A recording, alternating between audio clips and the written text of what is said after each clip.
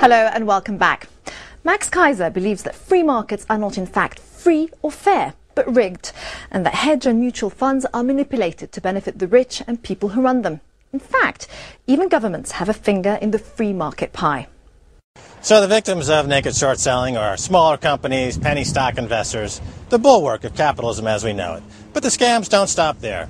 There's another equally pernicious scam by funds and banks and brokers colluding together, which involves the hallowed mutual fund industry, the bedrock of the small investor. It's called late trading. There are random victims, much like the victims of a sniper. They never knew what hit them. For example, the millions of mutual fund investors had no clue that billions of dollars was being siphoned from their investment accounts each year by hundreds of hedge funds, as it happened in the recent mutual fund scandal. Late trading occurs when a hedge fund puts in a trade after the fund's 4 p.m. cutoff, but gets the pre-4 p.m. price. Some have likened it to betting on a horse race after it has been run.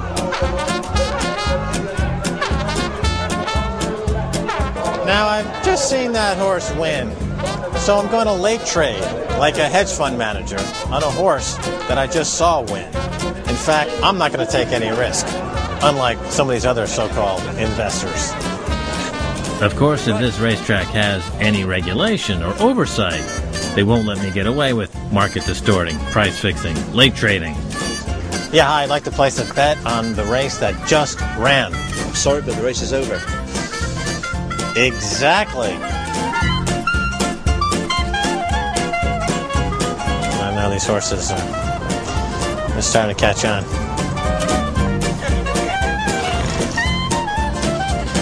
It's not just hedge funds and bankers that you need to worry about, though. CEOs are also in on the game of rigging markets and defrauding their investors. They rig the game through such things as backdating stock options. Backdating a stock option is entering a price when you are at one date and looking back to a previous date and establishing the exercising price based on that current level. So in other words, instead of granting options at the current price of a stock or at some future price, you grant them at a historic price. It's like looking back with the 20/20 vision. If the stock is appreciated from the time when you backdated, you have an automatic profit locked in. Again, there's a 0% chance of losing any money on this. It's a riskless bet, and it's only available for market insiders. But the question, what are the costs for other market participants? According to a study for the University of Iowa, it's $7.9 billion in market value since 1996. They found that 29% of nearly 8,000 firms studied had backdated or otherwise manipulated grants. The latest academic study puts the figure at $100 billion. If you're granting an option at what has historically been a low price, you would affect the other shareholders in the company because you would have more dilution than would otherwise be the case if you're granting that option at a higher price. So yes, it does have an economic effect on a company. The FBI has said that corporate executives, by virtue of their inside position, should not be able to bet on horses that have already run. So why is let markets decide good enough for the people in the stands? But insider trading, a horse of a completely different color, seems to be available only to insiders and market manipulators. You know, it sounds a lot like Soviet-style command and control. Not something you'd expect in the capitalist system. They cherry-pick the market, in so doing, undermine the integrity of the capital markets. They rig the game. By October of 2006, 34 corporate executives were caught committing fraud of this type. One even on the run in Namibia, in Africa. Even famous names like Apple Computer has been caught up in the backdating option scam. But exactly why are so many CEOs on the run? By the way, who do you like in the sixth? I think number 7 is going to win this one. And why has the FBI hired a whole new team to try and find them? Maybe it was because after the September 11 attacks, the stock market dropped 684 points. The Wall Street Journal found out that stock options by executives were being granted by them for them, not only on that day, the day after markets opened, but on future dates looking backwards in time that priced the options backwards on that low date after the September 11 attacks.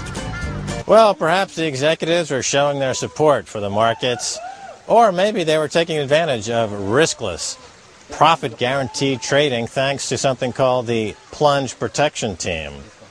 The Plunge Protection Team is a nickname that's grown up, if you will, for the working group or for the manipulation of the markets that is believed to be occurring underneath the governance of the working group on financial markets. After the 1987 stock market crash, there was a group formed in the United States called the President's Working Group on Financial Markets. And what their role is to actually give government a role of intervention in the markets to assure that, from their point of view, that markets remain orderly.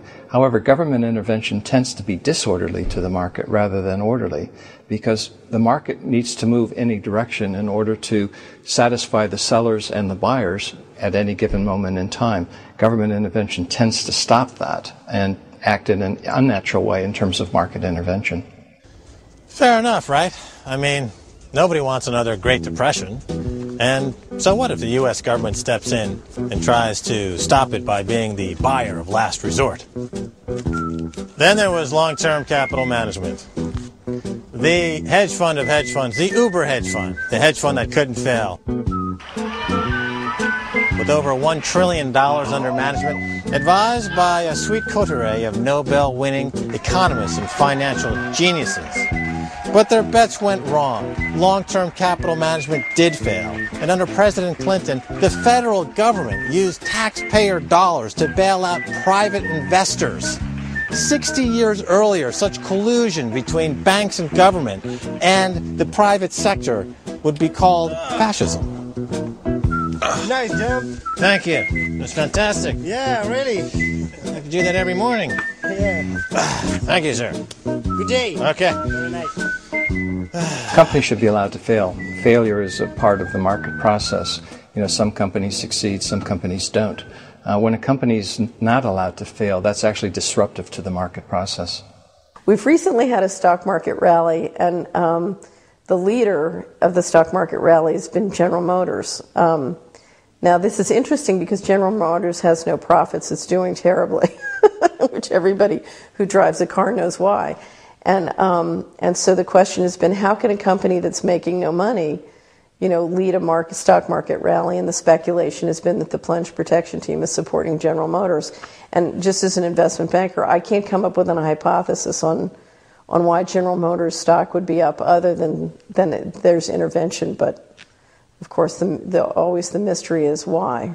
When we consider that the Plunge Protection Team, or the organizations that make up the Plunge Protection Team, are in the markets, whether it's the futures market, whether it's the stock market, whether it's a commodities market, and they are influencing outcomes in these markets, this all reeks of central planning.